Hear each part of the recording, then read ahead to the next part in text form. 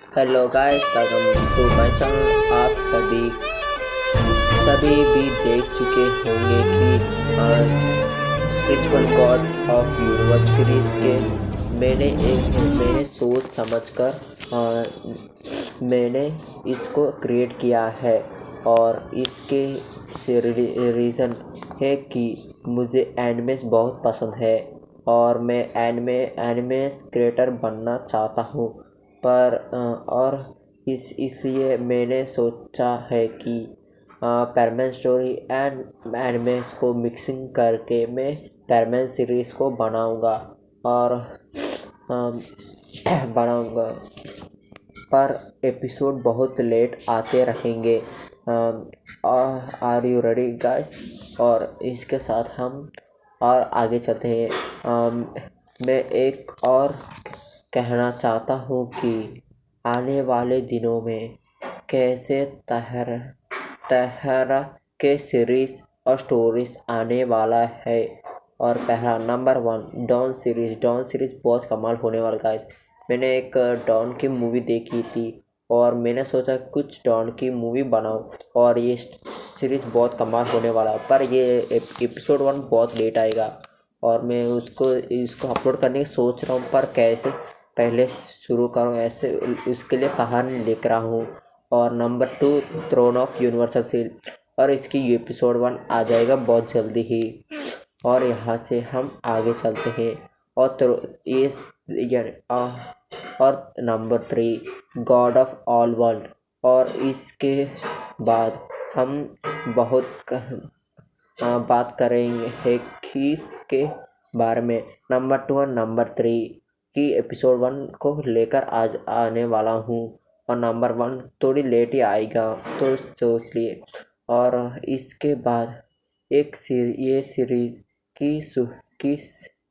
किसको पसंद आया है वो ज़रूरी है कि लाइक करना और सब्सक्राइब तो होता है गाइस।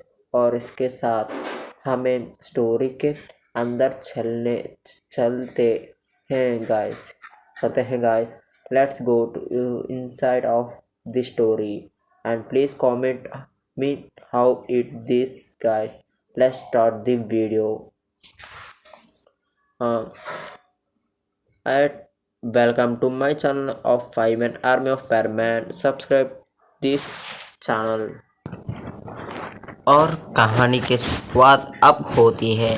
और कहानी के शुरुआत में हम देखते हैं कि एक जगह पर, और यानी कि वो जगह पृथ्वी था और पृथ्वी के बाहर सींध गई जाती है और वहाँ कुछ हलचल होने लगती है।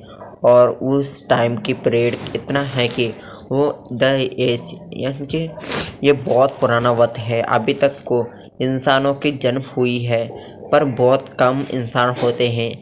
और इसमें हमारा हीरो कोई भी अभी तक जन्म लिया ही नहीं है। और हम सीन का जाते हैं पृथ्वी के अंदर और वहाँ के इंसान हंसी खुशी से रहते हैं। पर अब वो आदि मानव थे और वो कई हज़ारों साल पहले ही इस पृथ्वी पर जन्म ले चुके हैं। इंसानों तब तक आ चुके थे। और ऐसे होते होते थोड़े दिनों के बाद थोड़े के समय के बाद एक अजीब और बहुत ज़्यादा बड़ा हादसा होती है। एक बहुत ज़्यादा बड़ी हमला होती है और वहाँ से कहीं यानी कि 10 लाख करोड़ साल बीत जाती है। और उस दिन से 10 लाख करोड़ साल बीतने के बाद और वहाँ से सीन कट जाती है 10 करोड़ साल के बाद। और हमारा हीरो की सीन कट जाती है। और एक हम देखते हैं घर पर, और घर कुछ अजीब ही था। हाँ गाइस, उस घर ऐसे लगता है कि आप जानते हो कि जापान के लोग कैसे कैसे घर में रहते हैं।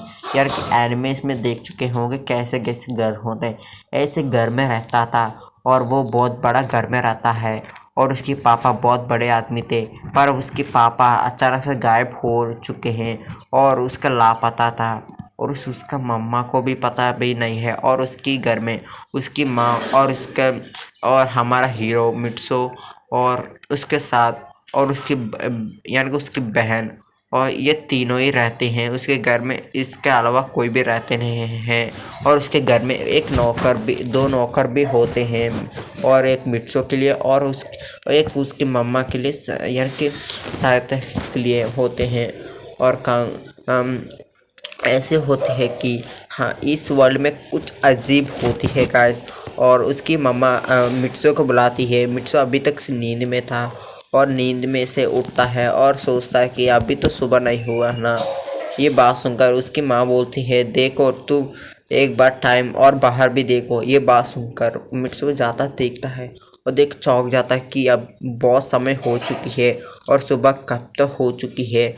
और इस मिट्सो को माँ बोलते हैं कि तुम नाइट टेबल ना जाओगे क्या? टाइम हो चुके 10 बजने वाला है और 10 बजे तक तुम जाना चाहिए। अभी तो 10 मिनट यानी कि 20 मिनट है 10 होने के लिए, और तुम वहाँ जाने के ज़्यादा से ज़्यादा 10 मिनट हो जाएगा। ये बात सुनकर वो जल्दी में, बहुत जल्दी, यानी कि वो आता है, रेडी होता है 10 मिनट में और नीचे आता है। और उसके मामा बोलते हैं खाओ। ये बात सुनकर बोलता है कि मैं आकर खा लूँगा माँ, और लेट हो जाएगा। ऐसे बोलते वो जल्दी भागने लाता है, और वो कहाँ भाग रहा हम आगे पता चलेगा। और वो जल्दी में बहुत जल्दी भागने लाता है, और भागते भागते अब यानी कि रास्ते में गिर भी जाता है, फिर भी वो उठकर भागता है। और भागते यानी कि 9 मिनट में पहुंच जाता वहाँ, 1 मिनट पहले ही।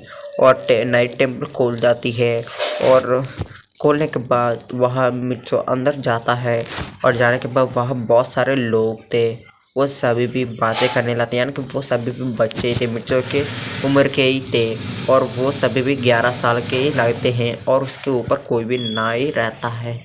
और वो सभी भी वहाँ से, यानी कि वो सभी भी वहाँ से अंदर जाने लगते, यानी गेट ओपन हो चुकी है और सभी का अंदर बुलाई जाती है। और मिट्सो भी जाता है, और वह एक मास्टर होते हैं और सभी से बोलते हैं कि मैं आप सभी का टेस्ट लूँगा, और कोई भी पास होता है और सभी के टेस्ट लेने आते हैं। यानी कि टेस्ट ऐसी है कि, और वहाँ एक बच्चा आकर उसके हाथ में एक स्वॉर्ड लेकर, और वहाँ के एक पोल को हिट करना है, और इसको हिट करते ही उसकी स्पिरिचुअल पावर पता चलेगा कि वो उसकी स्पिरिचुअल पावर कितना है। और ऐसे ही वो सभी आकर उसकी स्पिरिचुअल पावर कितना चेक करने लाते हैं।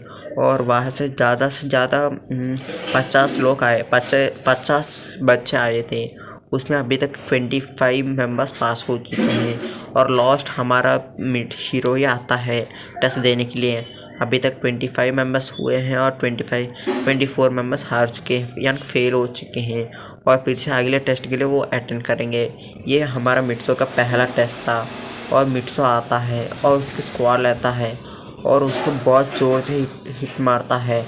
और हिट मारते ही उसमें तो यानी कि पास होने के लिए 15 की स्पिरिचुअल पावर दिखाना चाहिए, और हमारा मिट्सो का यानी कि आते ही पहले 12 में दिखाई जाती है। और वो बोलता कि हे यार मैं फेल हो गया, कि अगले टेस्ट के लिए मुझे जाना ही होगा। ये सोच लाता है, वो दुखी होता है।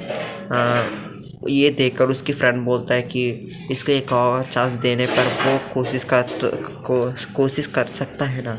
और ये सोचकर उसके मास्टर के पास जाकर बोलता है सर प्लीज़, और यानी कि ये बोलता है कि मास्टर मुझे एक और, यानी कि मेरे दोस्त को एक और चांस दे दीजिए। और वो फिर से एक बार हिट करने की कोशिश करेगा, प्लीज़ रिक्वेस्ट करने लाता है। मास्टर बोलते हैं कि हाँ ये कैसे हो सकता है, मैं इसको चांस देने पर सभी भी राजी नहीं होंगे, और सभी भी चांस मांगेंगे, तो मैं क्या करूँ। ये बात सुनकर वो बोलता है कि ऐसे करें कि सभी हारने वाले सभी को भी एक बार दे दीजिए, कितना थोड़ी लोग तो पास हो सकते हैं ना। ये बात सुनकर वो सोचते हैं कि हाँ पर क्या करूँ, ऐसे सोचना था। वो जाते हैं और उसके मास्टर यानी उसके ऊपर वाले, यानी कि उसकी ऊपर हेड को बोलते हैं और उससे भी रिक्वेस्ट करते हैं। उसके मास्टर बोलते हैं कि ठीक है एक बार तो ट्राई तो कर लो। और ये बात सुनकर वो बोलता है कि ठीक है, और ऐसे सोचते हैं वो जाते हैं और बोलते हैं कि मास्टर ने बोला ठीक है, पर इसमें थोड़े अजीब है, ये है कि आप सभी एक दूसरे से लड़ना होगा, और कोई भी इसमें जीता है उसको हम पास कर देंगे। और ये बात सुनकर बोलता है कि कैसे पास, ये बात सुनकर बोलता है कि कोई भी अभी तक पास हुआ उससे तुम लड़ना होगा। ये बात सुनकर सभी चौंक जाते हैं, पर वो कुछ भी नहीं कर सकते हैं और मिर्ची इसको राज़ी हो जाता है और वो भी फाइटिंग के लिए जाता है। जाकर वो एक बंदे से फाइटिंग करने जाता है और वो उसकी दुश्मनी था और